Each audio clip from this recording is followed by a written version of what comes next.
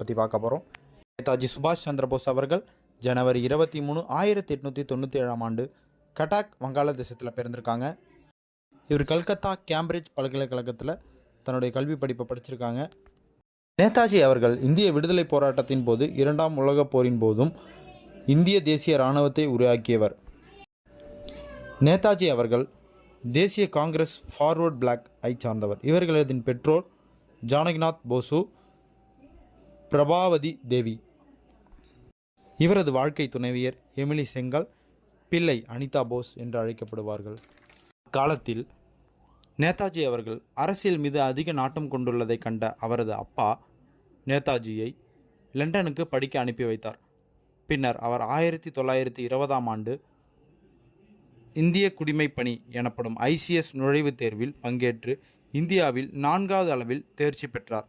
பின்னர் இந்தியா ஆங்கிலேயர்கள் கட்டுப்பாட்டில் உள்ளது என கருதி தனது பதவியை லண்டனிலேயே பணித்துறப்பு செய்தார்.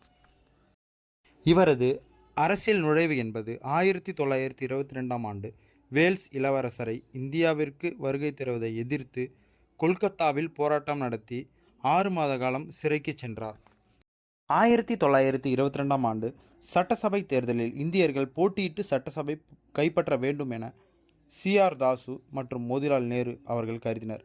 இதனால் CR தாசுவிற்கும் காந்தியிற்கும் வேறுபாடு ஏற்பட்டது. தாசு சுயேட்சை என்றும் கட்சி தொடங்கி காந்தி அவர்களுக்கு பதிலடி கொடுக்க சுயராஜ்யா என்று பத்திரிகையை தொடங்கி ஆசிரியர் பொறுப்பை நேதாஜியிடம் கொடுத்தார். பின்னர் 1928ஆம் ஆண்டு கொல்கத்தாவில் காங்கிரஸ் பேரியக்கத்தின் மாநாடு காந்தி அவர்களின் தலைமையில் கூடியது. சுயேட்சைக்கு எதிர்ப்பு காட்டிய காந்தியின் முடிவை எதிர்த்து பேச காங்கிரஸ் தலைவர்கள் தயங்கினார்கள். இதில் காந்தியின் கருத்து தவறு என போஸ் எதிர்த்தார். பின்னர் 1939ஆம் ஆண்டு போஸ் 2வது முறையாக காங்கிரஸ் தலைவர் பதவிக்கு போட்டியிட்டார். இதில் 1580 வாக்குகள் வித்தியாசத்தில் வெற்றி பெற்றார். சுபாஷ் சந்திர போஸ் அவர்கள் ஃபார்வர்டு எனும் ஆங்கில இதழில் பல உணர்ச்சி தத்துவங்கள் கட்டுரையாக எழுதியுள்ளார். பின்னர் 1941இல் சுதந்திர இந்திய மையம் என்ற அமைப்பை நேதாஜி அவர்கள் தொடங்கி ஆசாத் ஹிந்த் என்ற வானொலியை உருவாக்கினார். நேதாஜி அவர்களின் கொள்கை இந்தியாவிற்கு நிபந்தனையற்ற முழு விடுதலை வேண்டும் என்பதே அவரது கொள்கையாகும். இவரது சூழலை இந்திய மக்களிடம் இரத்தத்தை தாருங்கள், உங்களுக்கு விடுதலையை நான் பெற்று தருகிறேன் என்பதாகும்.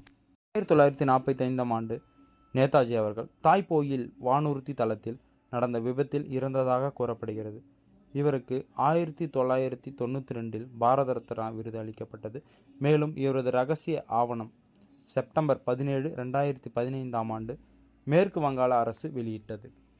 இந்த வீடியோ உங்களுக்கு பிடிச்சிருந்தா லைக் பண்ணிக்கோங்க. இது போல் உங்களுக்கு வீடியோ தேவைன்னா நம்ம சேனலை சப்ஸ்கிரைப் பண்ணிக்கோங்க. தேங்க்ஸ் ஃபார் வாட்சிங். பை.